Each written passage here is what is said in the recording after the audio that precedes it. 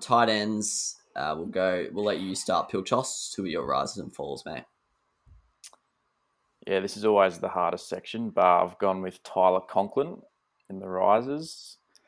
Seems like the Vikings' new man, and he had a great game. I think he had like 7 for 80 and a touchdown or something on the Yeah. weekend. So he looks quite interesting.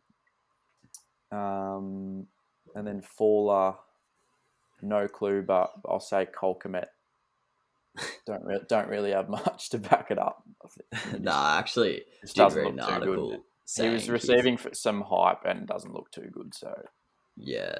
No, I was somewhat keen on him in the preseason, but yeah, definitely not that relevant unless you're in a very deep league. Are there leagues with like two tight ends? That would be fucking rogue. You'd yeah, be there are picking some weird Yeah, that players would be by fucked. at there are that some point. weird leagues out there. Mate, I would love to get into some weird shit, but like, unfortunately, we don't have the mates to be able to do that. But anyways, yes, I agree with both your calls there. Minnesota do love a tight end as well. Like Rudolph was one of his favorite targets, especially in the red zone, and then Irv Smith got a lot of action, but he's obviously out for the year. So if Conklin steps into that, he could be an interesting ad. My riser is Mike Jasicki. Formerly of good fantasy fame, and then sort of fell by the wayside at the end of last year, turned into an absolute pile of shit. But he was my number 16 going into the week, and he had 13 targets on the weekend, one red zone. Jacoby Brissett was just like in the last quarter, he was just hitting up Jaceki pretty much every play and Waddle. Shout out to Brissett and Waddle for completing the first ever pass for a safety. Never been done before, but pretty weird footy. But yeah, it looks like Jaceki could be a top 10 level tight end if he's going to get this sort of production. I don't think he's going to score many, but if he's getting 13 targets, you don't even need him to score anything. So, yes, it obviously is a tough one in Miami. They've got Brissett, and then eventually Tua will come back in. But yeah, I think he's definitely an interesting option as maybe a bench ad. My faller, probably a little bit harsh because it is only one bad week, but it's the Hawk. He was my number 3 heading into the week. Actually, number 4 because, yeah, don't worry. But he only got 2 targets, which for me is a bit of a concern because you can forgive someone having a bad week when they're like maybe he's had 6 targets, 3 catches, and he's just been defended well. But to only get 2 targets is a bit of a concern. He's surely going to start getting a lot of attention because realistically, he's their only player. He's their only pass catcher who's worth anything. So, like he's only their wide receivers. What Quintus Cephas? You're not really going to double team him, are you? So looks like the Hawks are going to have a hard time of things in terms of that. I still think he's going to be very good, but I thought he was maybe going to distance himself from the rest of the pack, like your Mark Andrewses, your Gronks, your Logan Thomases, but maybe not.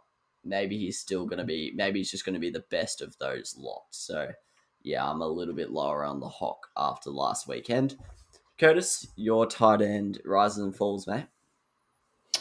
Riser is going to start off with Dalton Schultz. Played a massive game on the weekend. Seems to be getting a significant red zone target share, which is quite interesting. Shows a bit of promise as well. He's had 14 catches in the first 3 weeks, which isn't too bad for a tight end that is probably going to sit around that 10 to 15 mark, maybe pushing into maybe like 10 to 8 range. But yeah, I think there's certainly some upside, and if you're looking to chuck a tight end as a backup on your bench, I'd certainly look at Schultz as an option because the man has got a reasonable target share, which is pretty impressive given that Cowboy offense. In terms of fallers, I'm gonna chuck in both the New England tight ends.